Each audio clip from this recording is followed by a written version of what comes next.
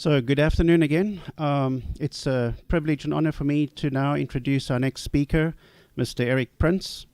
Mr. Prince is a US-born entrepreneur, a philanthropist, a Navy SEAL veteran, and a private equity investor with business interests in Europe, Africa, the Middle East, and North America. A strong supporter of economic development in emerging markets. He is the founder and chairman of Frontier Resource Group, a private equity firm that invests in transformative natural resource projects. He is also the chairman of Frontier Services Group, a company listed on the Hong Kong Stock Exchange that provides logistics and transportation services in Africa. Prior to establishing the Frontier Group of companies, Mr. Prince founded and ultimately sold Blackwater USA, a provider of global security, training and logistics solutions to the US government and others, which he sold in 2010, and Presidential Airways, a global transportation company with over 70 aircraft operating in emerging markets. Mr. Prince is married and between himself and his wife Stacy, enjoy raising 12 children. He was educated at Hillsdale College in Michigan and upon graduation joined the US Navy, where he served as a Navy SEAL officer until 1996. Mr. Prince's philanthropic endeavors are focused on refugees, humanitarian relief, and economic development. Mr. Prince's career of extensive professional engagements throughout the world give him a unique perspective on developing economic trends, opportunities, and risks to consider. Mr. Prince, thanks. Good afternoon. They wanted me to talk about contractors, past, present, and future. So I will do a quick run through the past for maybe part of the education you didn't hear in class. America, remember, was started not by British soldiers, but it was started by companies. Companies like the Massachusetts Bay, Plymouth, and Jamestown, companies that were listed on the London Stock Exchange.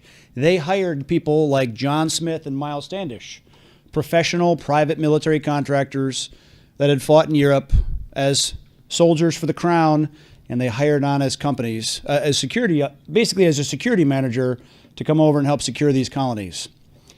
Remember, the first elements of the U.S. Army were basically those Minutemen type units formed by those colonies. Across the street from the White House, if you visit Washington, you'll find Lafayette Park, where someone in Washington thought enough of contractors 100 years ago to build statues to these guys. Lafayette, Rochambeau, von Steuben, Kosciuszko, foreigners, mercenaries, contractors that came and built the Continental Army. The first Inspector General of the U.S. Army, Baron von Steuben. The founder of American artillery, Kosciuszko, a Pole.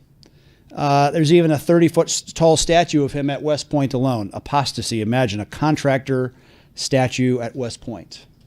At sea, 9 out of 10 ships taken during the American Revolution were taken by privateers. Private ship, private crew, a profit motive.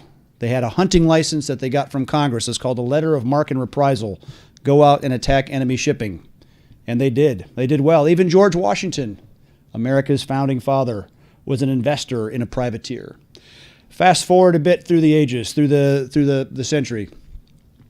Whether it's securing the West, securing infrastructure, the Pinkertons were, for many years, much larger than the United States Army.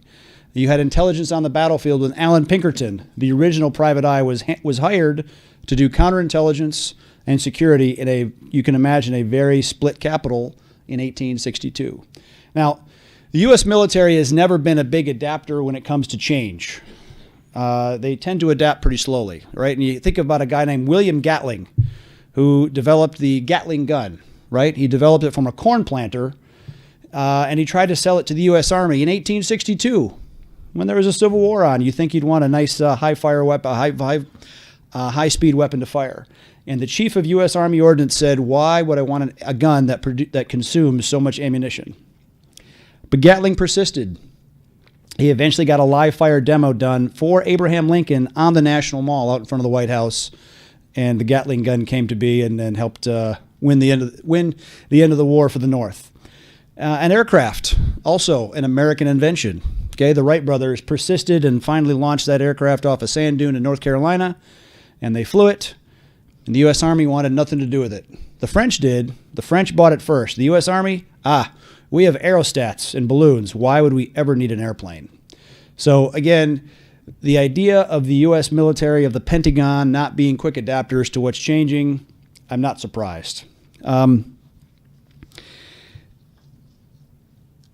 There's a lot of talk about Afghanistan earlier and what to do about contractors in Afghanistan, all the rest. So let me lay this scenario for you. Imagine you had a prime contractor whose sole responsibility was to build and stabilize the Afghan security forces, and they've been doing it for the last 17 years.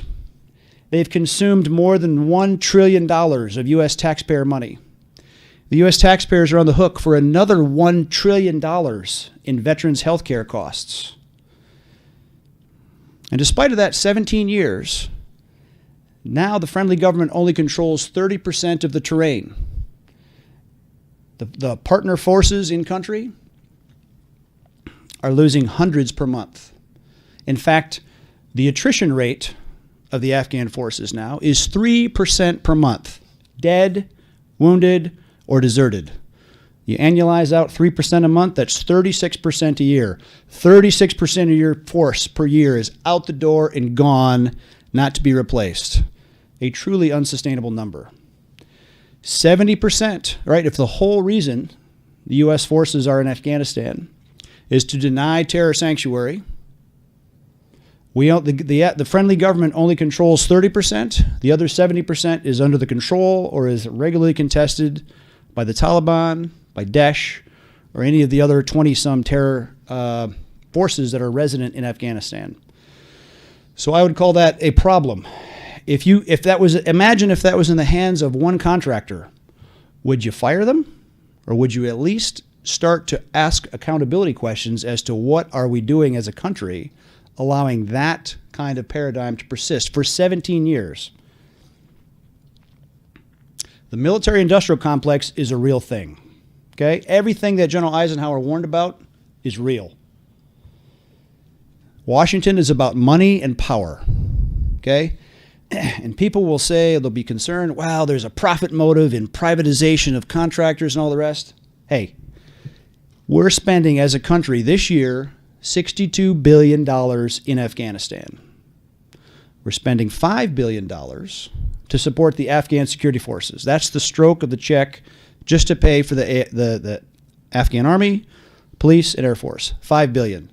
We're spending $57 billion to support the U.S. presence there.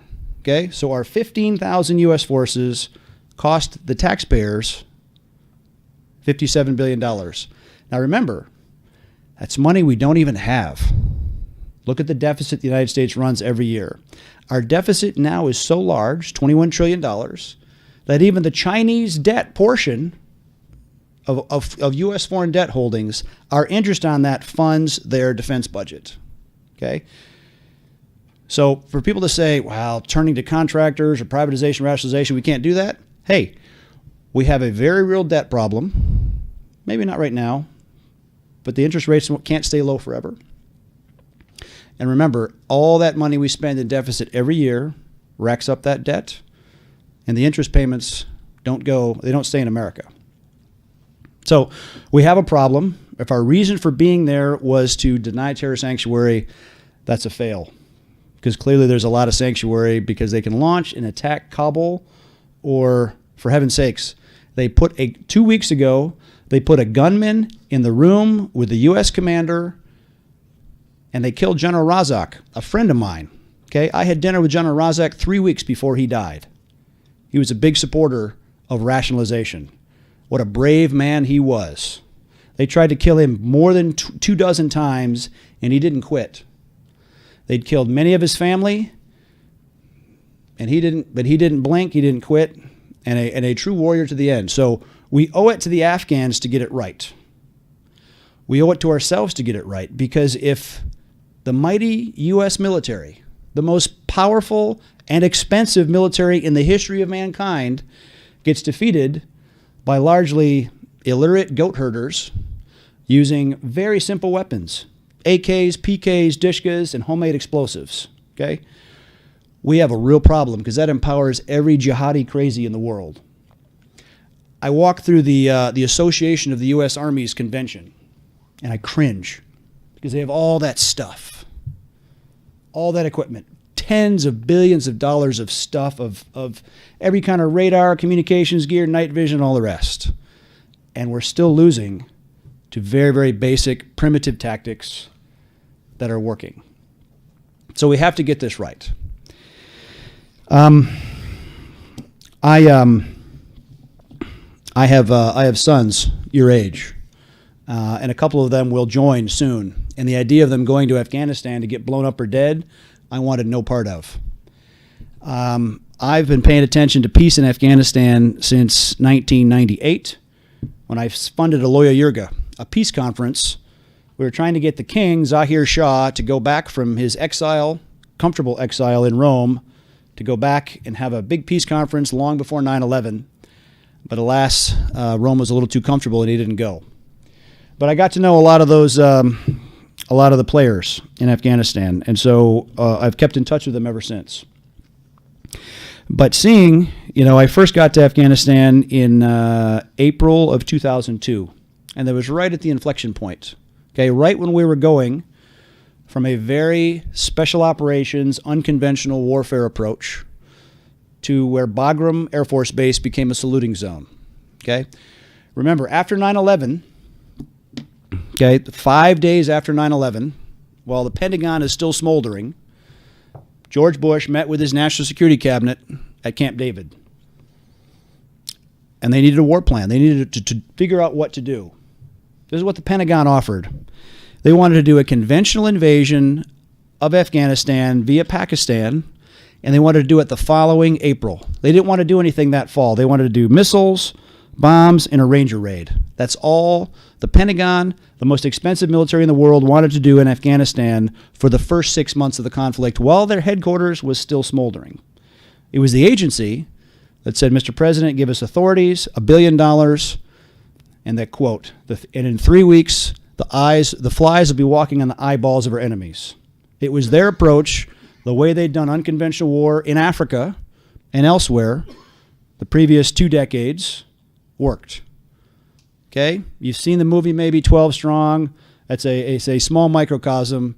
There's a lot of case officers that went in that had contact with the warlords, with radios, money, air power, less than 100 SOF and CIA people, and they stomped the hell out of the Taliban in a matter of weeks with relentless pursuit. And believe me, you could drive around Kabul in a thin-skinned vehicle. That kind of relentless pressure, those guys were literally running for the hills, running for their lives. When we transitioned to a very conventional military approach that following spring, we've gone backwards ever since. We basically replicated the Soviet battle plan. Now, there's absolutely a place for the conventional military, and that's in Fulda Gap, that's in defeating Saddam's conventional army forces. But you're fighting now in Afghanistan against herdsmen, hillsmen, guys that will move into battle on foot, horse, or motorbike. Okay? We're not fighting motorized Soviet rifle regiments. Let's go back to what worked in the past. I wrote that op-ed a year ago, May, in the Wall Street Journal, calling for a different approach. I wrote it for an audience of 1 to read, and it worked. The president read it sitting at his desk. He circled it. He called in the National Security Advisor, said, I don't like your plan. I like this one. Do this. It probably didn't start things off on the right foot with General McMaster and me. But General McMaster is a 3-star Army officer who wanted his 4th star. General Kelly, 4-star Marine general, very conventional. I don't take anything away from his soldiering. Secretary Mattis, 4-star Marine general. Again, a very conventional approach. The idea of changing the paradigm and going back to something unconventional, haram. Okay? Impossible. That being said, the White House still asked. They asked for a plan. They wanted a budget. Having been in Afghanistan for a lot of years and run thousands of people there, I had 56 aircraft there at one point serving the U.S. military, as big as the U.S. military is, with thousands of aircraft, okay? Biggest Air Force in the world, U.S. Air Force. Second biggest, U.S. Navy.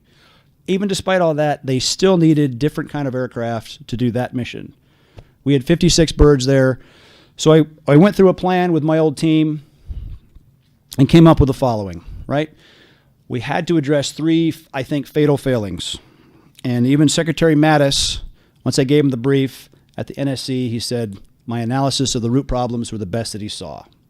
1, we've never figured out or fixed the continuity issue in Afghanistan.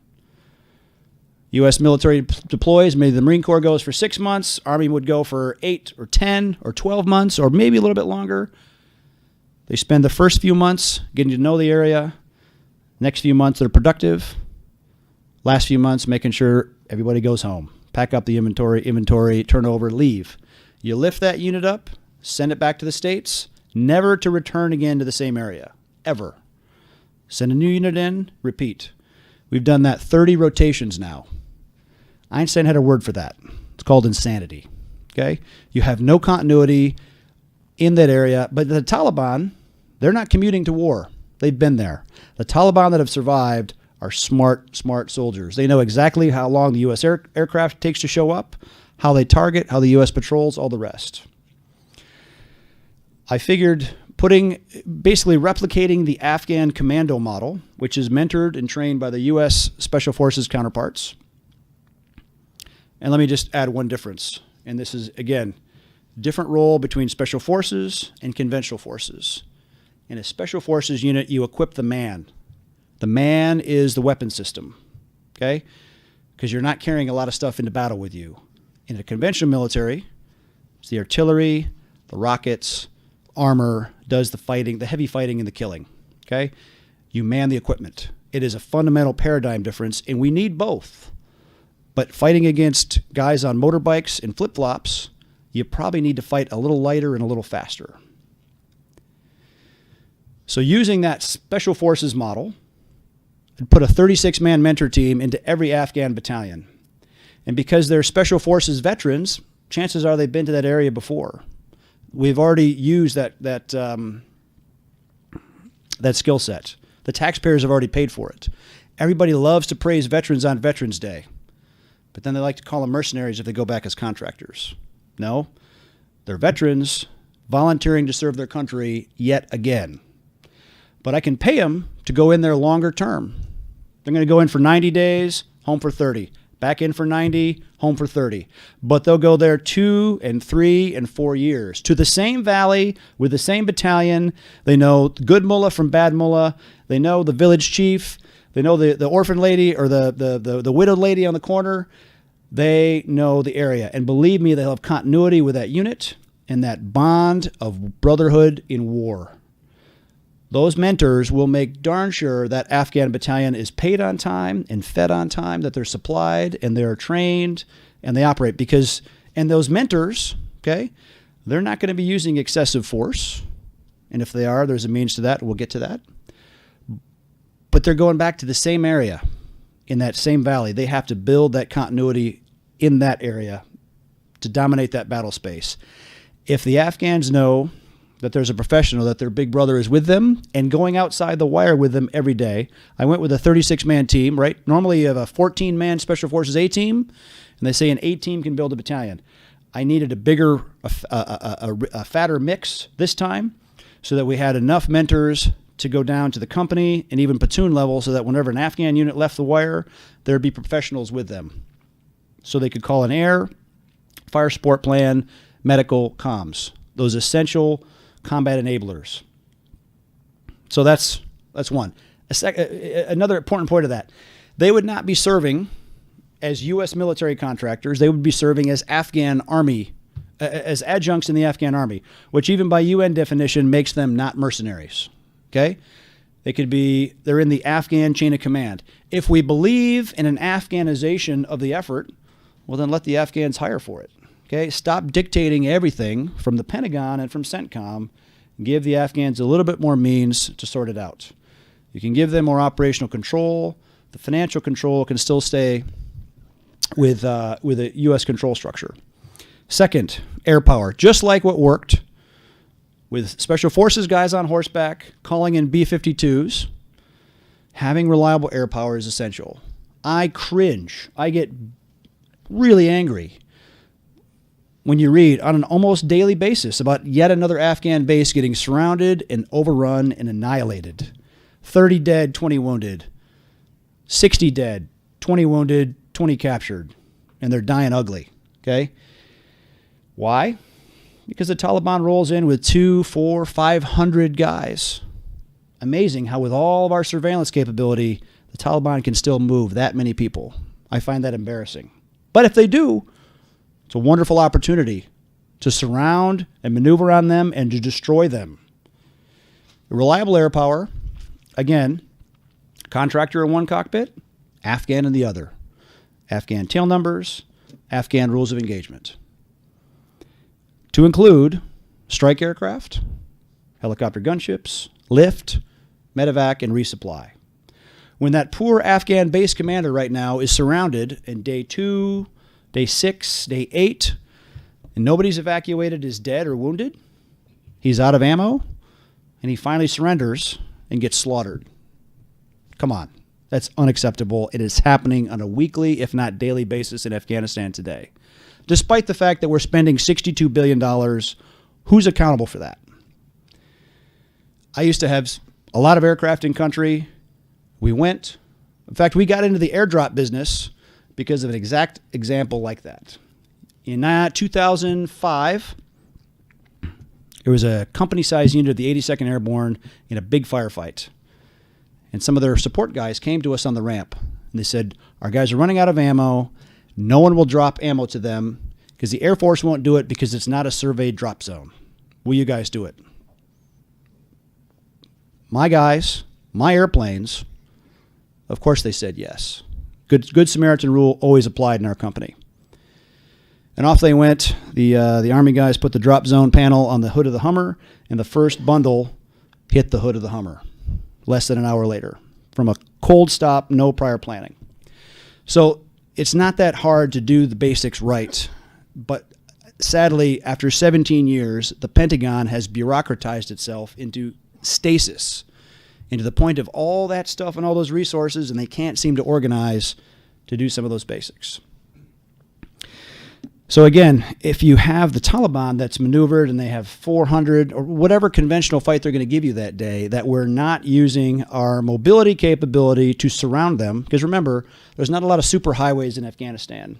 There's no 4-lane roads, maybe one. But when the Taliban's maneuvering, they're on motorbike or foot. The ability to block them in by blocking 2 or 3 arteries with a small blocking force like the Rhodesian Fire Force would have done to surround and destroy them. That's why the Fire Force killed 87% of the people they came in contact with. We adopt that tactic in Afghanistan, and you'll have a very different turnaround. If you show video of 100 Taliban dead getting pushed into a ditch by a bulldozer, message sent. But we haven't done that since 2001. The third part, governance. Now, this is not governance in terms of governing villages. I would say it's in the logistics support of the Afghan military. You have a huge ghost soldier problem, right? Huge over-reporting of middle commanders of the amount of people because they're skimming the payroll. Because you're going to have mentors now at every battalion doing a head count and an ammo count and a weapon count. Very simple, okay?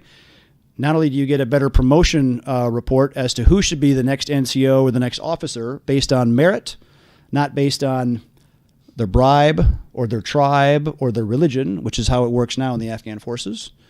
But you can eliminate the overpayment, the ghost soldier issue. You have to make sure that the men are paid, fed, and led. There are 7 Afghan corps, and there's 7 distribution facilities through which all the food, fuel, parts, and ammunition flows. That's your nexus of corruption. You put some logistics controllers there, basically guys with clipboards or barcodes, and you monitor. Now remember, this is just to control the $5 billion that you're spending on the Afghan forces. All the personnel I've talked about, the guy in the previous panel said 6,000. That's about right. It's about 3,600 mentors. It's about 1,500 for the air wing, another 1,500 or so in governance support. The other piece of governance support is combat medicine. You're 7 times as likely to die if you're an Afghan soldier, if you get wounded. A lot of times guys are dying a week, 2 weeks later at some remote outpost because they can't even get antibiotics. So they're dying from a wound that goes septic. Unacceptable. Okay? People fight harder if they know someone actually cares and will patch them up. And again, we have violated that trust in Afghanistan. So that's why people are voting with their feet and deserting, and you have a 3% attrition per month. So, again, what does it take to do that? 6,000. You have 30,000 contractors in country right now. So this is not a privatization. Any business guy would look at this and say that's a rationalization. Okay?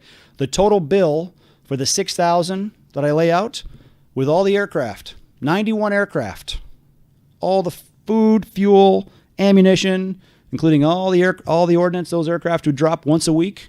Okay, it's a heavy. I don't do things light in that sense. Comes to $3.7 billion. Okay, you keep your $5 billion for your Afghan security forces, 3.7. You keep another $2 billion for 2,000 U.S. SOF to stay in country. You keep a unilateral direct action capability, and they're the quality oversight management. You embed some of those guys across every one of those battalions, and so you have a U.S. E8, E9, SFNCO, or staff officer doing overall command and control and quality observation to see and to verify what's going on. It allows you to do a real rationalization. Like I said, 70% of the country is not under the control of the government. There's lots of places to do a trial run. Rough places like Nangarhar, Helmand, and sadly even many parts of the north. So we'll see. Nothing lasts forever. I know the president is upset about the total lack of progress. We were just about there in convincing him a year ago in August, but the race riot, the terrible thing that happened in Charlottesville, pounded him politically. He didn't want to make a big change. But I think the Pentagon got everything they wanted, and I don't think any observer, please be honest with ourselves, who could say that our 17 years, trillions of dollars, 2,400 U.S. dead, tens of thousands of wounded, has been a raging success? I would disagree. And look, I've got a lot of other things. I spend most of my time mining and looking for natural resources in weird places of the world. This would be a passion project. The private sector can do this. The business of America is business. It's not warfare. And I think one of the real problems in our statecraft, call it the continuum of statecraft, right? You have diplomacy, embassies, international conferences on one end, and the other end you have strategic nuclear triad, carrier battle groups, armored divisions, and you have that big mushy middle, okay? Which is where the intelligence world should be. Where you have political warfare, covert action, subversion. This is the kind of thing, and this kind of effort, we should go back to, again, what worked after 9/11. The United States went into Afghanistan. It was under Title 50 authorities, right? The B-52 pilot was chopped. His chain of command was the director of Central Intelligence. It was not CENTCOM, okay? Those SF guys went in under the authorities and direction of the CIA director, Title 50. When the SEALs went cross-border into Pakistan to get bin Laden, Title 50. The Title 50 authorities have existed since 1947 in the Intelligence Act back then to handle these kind of areas of the continuum in the middle. The problem is when we've got away from doing that, it makes everything tilts towards a DoD solution. And with it comes a huge expense, a fairly clumsy approach in a lot of cases. We're trying to mow the lawn with a Porsche, okay? You can do that, but it's expensive and it doesn't help you get around the edges very well. So, again, go back to what's worked. You know, there's a lot of noise made about Iran-Contra, right, during the 1980s. There was 19 other covert action programs that were run directed at dropping the Soviet Union. And they did it by being clever and nimble and fast, and it worked. We have it in our there is a reservoir of talent and capability and innovation to do this, and let's not get defeated by a bunch of barbarians that don't view what we have here as a way of life that's acceptable to them. So with that, I'm happy to take any questions.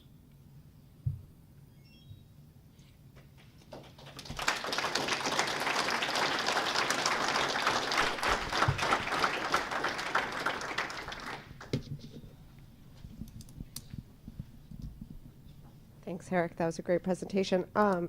Two questions. Can you talk about the length of time that you anticipate this type of activity would need to go on? We saw in Evan Barlow's presentation this morning how he said that once STEP pulled back out, Boko Haram resurged. And so what are your thoughts on how pervasive that would need to be? And then secondly, where will you get the personnel for this? What nationality would they be dropped from? Sure. Look, time, we've been there for 17 years. This is not a 6-month fix, but what I will say is, since I sold Blackwater in 2010, and for 2.5 years, I was focused on counter-piracy, okay, off the coast of Somalia. You probably haven't heard of much piracy off the coast of Somalia anymore. Something worked. But we've been looking for minerals, and there is an enormous mineral and energy potential in Afghanistan if you could just set security long enough. Okay, so if you have a reliable battalion in the area that can pacify an area, then you can attract the private capital to build. Okay, sadly, the Soviets did a better job of developing the natural resources of Afghanistan than we have. The United States has. And if you build a mine, right, there's a place like Masainak. It's 50 kilometers south of Kabul. It's the largest copper deposit in the world. More than 6 million tons of copper. Do it manually. I would employ 10,000 Afghans with picks and shovels and pay them $12 a day. The Taliban's paying 10, we pay 12, right? You do that in enough of those places and you literally suck the manpower away from the enemy. Most of the Taliban are not super committed Islamists. Most of them are fighting for pay. So, short answer, I'd say the full model of what I lay out, 6,000, you probably need that for the first year and a half. And then you go on about a 20% a year drawdown, down to zero. The East India Company lasted for 250 years with that model of one mentor to 19 locals. And I'm not saying we're not there to colonize Afghanistan, quite the opposite. We want a Afghanistan that can stand on its own and protect what's inside its own borders. But you're leaving some kind of skeletal structure support, even if it's very thin, to make sure pay, manpower, supply is under control. You have a huge gap covered. And your second question was? Where will you get the personnel from? What nationality? Yes. I would use, my planning, use 60% American, 40% from NATO, Aussie, Kiwi, South African. Anybody with a good rugby team. Look, the NATO countries, however well-meaning, are so fraught with political limitations. One group can't cross a road, another group can't patrol at night. It's a joke, okay? It's a joke because they're being run by their bureaucracies back in their home countries, not by their leaders on the ground.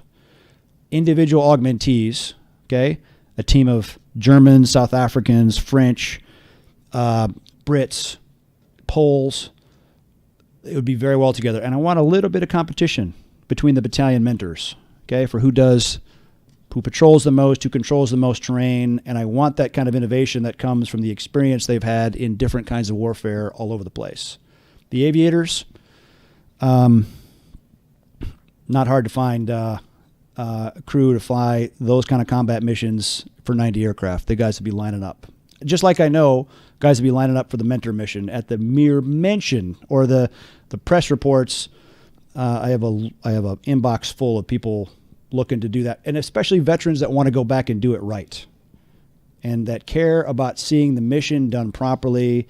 And I think as a country, we want to see proper closure on this, right?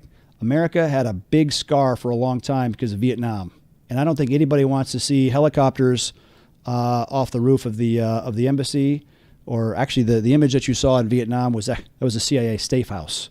But all the same, that is a bad image for all of civilization if that happens. And if we abandon Afghanistan, that's exactly what will happen. Even Ghani himself, the president of Afghanistan, said, without U.S. support, we would last 6 months. I would say that's a stretch. It's way less than that. Your views on China in Afghanistan, sir? So China is very concerned about Afghanistan because of the Uyghurs, or the Uyghurs. Okay, the Uyghurs are a Turkic people that live up in Xinjiang province up in the northwest. And the Uyghurs have had many hundreds of them fighting and learning and training in Syria, and are some pretty committed jihadists. And there's some sanctuary also in Badakhshan in the northeast part of Afghanistan where they can train and equip and all the rest. The Chinese do not have an experience with dealing with kind of counterinsurgency. They've had some really bad Uyghur terrorism that makes them very, very concerned, right? They did, like in Nanjing at the train station, there was a knife attack and 4 Uyghurs killed 29 people with knives, okay?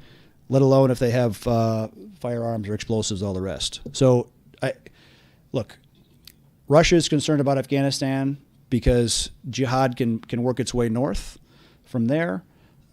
China has an issue. Pakistan, here's another issue. The Pakistanis have been sticking it to us for a long time and playing both sides. And for all the noise about putting more pressure on Pakistan, the fact is we can't, because the very thirsty logistics lines of the Pentagon run right through Karachi. Okay, so as tight as we want to squeeze Pakistan, they can choke those supply lines as well. If we go to a much smaller, lighter footprint, like I've advocated, you come in from the north, and then you can really, then you can put all sorts of pressure on Pakistan from there. Sir. So to continue our conversation from lunch, if you were going to do a pilot program, just a piece of your concept, what piece would that be? The absolute minimum, the thing that they need more than anything is air right now.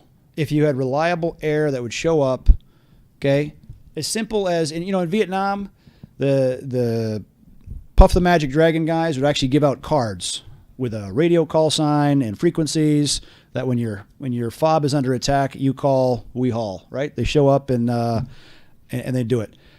At minimum, we should be doing that. It's the same thing we did for U.S. forces, but there are so many places that are in such bad guy hands that there's lots of places to do this without stepping on DoD toes. A few mentor teams, but I wouldn't put mentor teams in without our own reliable air to show up, because I have that little confidence in the U.S. military showing up in a timely manner. Not because of the individual pilot's bravery, because of the bureaucracy that literally prevents them from doing their job. We've allowed lawyers to become in America what Zompolits were in the Soviet Union. If you don't know what a Zompolit is, watch the movie The Hunt for Red October, okay? Because the Soviets, on every ship, every squadron, every division would have a Soviet political officer whose job was to make sure that the unit was complying with the whim of the Communist Party of the Soviet Union. And sadly, I think lawyers have restrained the individual field commanders' leeway to go do their job. This is more a comment than a question. I was just struck by, firstly, the almost the same kind of ideas generated by Ibn this morning and how it corresponds with what you are saying now. Secondly, if you have done a study of the counterinsurgency campaign in Namibia, you will find a lot of what you are talking about in the campaign that the South Africans conducted in the 1970s, 1980s. And it basically boiled down to take local forces, train them well, let them be led very well by... And keep training wheels on them. Oh, yeah. Like a bike. Absolutely. But but you're basically fighting the war with locals that are very well led, whilst they are very well trained, and you support them with air power, medical and intelligence support that goes with that. And I should say Namibia is probably one of the most stable democracies in the world at present. Right. I don't claim any original genius on this. This is just applying the lessons of what's been done hundreds of places elsewhere in history. What do they say in response to you? I mean, inside, I read the articles and all of that, the criticism, but when you talk to serious people, I've heard some people saying they're adapting my plan. They're not going public with it because they don't want to give any credit. That's fine. I don't care. But and then there's others. Look, the military-industrial complex is very real. The amount of money, okay. Someone talked about at lunch about another boondoggle, right? We're giving them 170 Black Hawk helicopters. That's an $8 billion program for Lockheed Martin, okay? You want to talk about occupied territory in Washington? Capitol Hill, occupied by a battalion strength of lobbyists for those big defense contractors. They are very happy to see the annuity of $62 billion a year to continue. I take great umbrage when people say, Erik Prince wants to privatize this and make money. Yeah, I'm going to make. I would try to make money, but anybody that can go from burning $62 billion to less than 10 total for the whole thing, hey, I think that would be a public good. What do they say? What flaws do they find? We shouldn't do this. Mattis just said because it doesn't make the Pentagon look good. What else can they say? Who can defend 17 years of what we've been doing? I challenge them. And if somebody has a better idea, please sound off. I'm all ears. But this is not a theoretical exercise for me. I've had thousands of people on the ground doing the mentoring job and all the rest. We backed our way into the mentoring business because we were hired, we Blackwater were hired to build the Afghan border police. Built the bases, trained thousands of folks. We had to change the curriculum at the beginning because we had to do like an intro to toilet use, okay? Because these are literally guys that were illiterate coming from the boonies that had never used a flush toilet before, never lived in a building with electric lights. But once they did all that, they saw for 10 weeks exactly what it's supposed to look like. Three meals a day, instructors that knew what they were teaching, the vehicles had fuel, the batteries were in the radios. We had a comm plan. There was ammo for the guns. Holy cow. This is a vision of what my life could be like if we can continue on. And those guys were so proud of graduating from that class because it's the first thing they ever graduated from because they probably didn't go past, grade 4 or 5 in school. They fought hard. They paid attention. And we kept asking the Pentagon to let our instructors go with these guys once they graduated to be mentors in the field. And they kept resisting, it's too dangerous, it's this, it's that. No, we finally relented. They finally relented, and we allowed to do it. And the success rate of these guys was phenomenal because they had that training wheel, adult leadership. Because you can't take somebody that's illiterate and in 10 weeks teach them to be the equivalent of a U.S. Customs and Border policeman operating in a war zone with their Dishka mortars and fighting the Taliban. You can't do that in 10 weeks. But you can with some adult leadership that goes with them to do more on-the-job training. And it worked. The amount of bomb makers we seized, and all the rest, it was amazing. My inbox was full of guys sending me pictures of the people that they were wrapping up. Because it worked. The Defense Human Service, okay, the guys supposed to be providing intelligence were not allowed to leave the base to meet their assets. Okay, so if you're a spy spying for America, you had to come up to the front of the U.S. base because the U.S. guy was not allowed to leave the base because of force protection requirements. That is a microcosm of why we are failing in Afghanistan. Come on, let's not worship proceduralism. Let's focus on results. Sir. This is the last question. Okay. Mr. Public Good. All right. Great presentation. Thank you so much for that. And I was just going to hang on your question. What Mattis actually said, was that since the U.S. reputation is on the line, it needs to be a U.S. forces, but you make a good point. After 17 years, that reputation could probably use an overhaul or some attention. So my question, And it's still U.S. veterans getting it done. Well, no. So, and the other part of your proposal, which I think accounts for that, is it's still U.S. forces on the line because you have 2,000 special forces. That's right. And it's still under a U.S. Commander. So I think you addressed that in the core proposal. What I just be curious because is if you could say a little bit more about the innovations that are going to accelerate that success. So one, of course, is the idea that there's non-rotational, right? These advisors and these mentors will be there for overnight. So that's one. That's a huge thing, right? Multi-year. Yeah. So what else is in there that you think will help accelerate that? So that while I know you don't expect another 17 years, what's going to get that time down to even more cost effective? I would even say effective use of assets, right? As simple things like a side-fire gunship that'll actually fly in the daytime, right? You have a wonderful AC-130.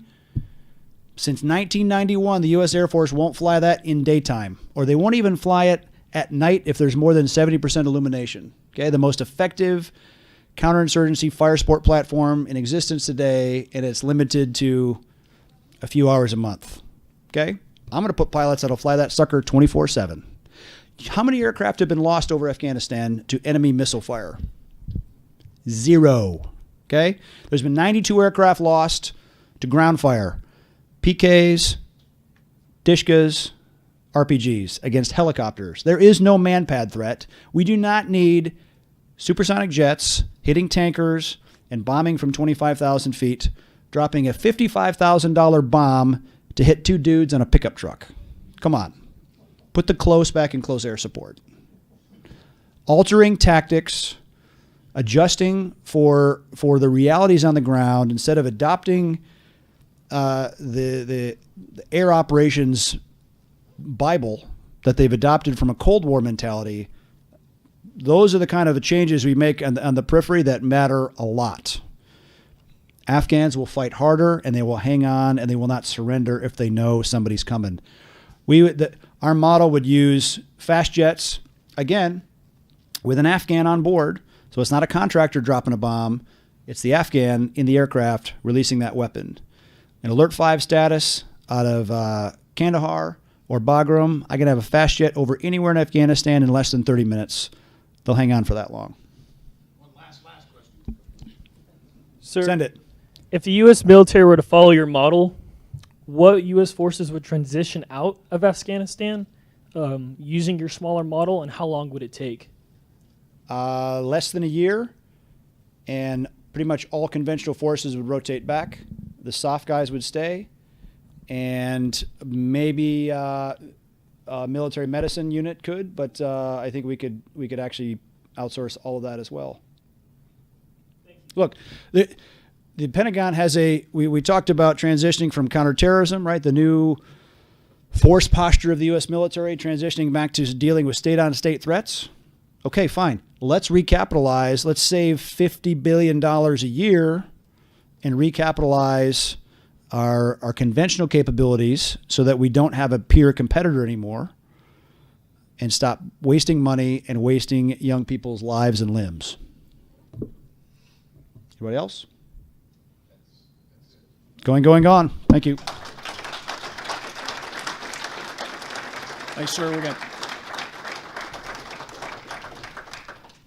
I think everybody would agree that was a pretty amazing presentation. We got a little gift for you. We know that your time is very valuable. And so we'd like for you to take with this, put it in your office maybe, or whatever. It's the Boar's Head Brigade crest. All right. And I think the motto applies to what you're after. Thanks, sir. Appreciate it. Thank you very much.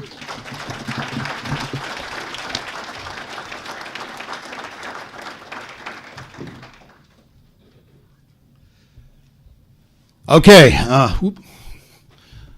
It's 5 after 4, so we're going to reconvene at 4:15, 16:15. You got 10 minutes. All right.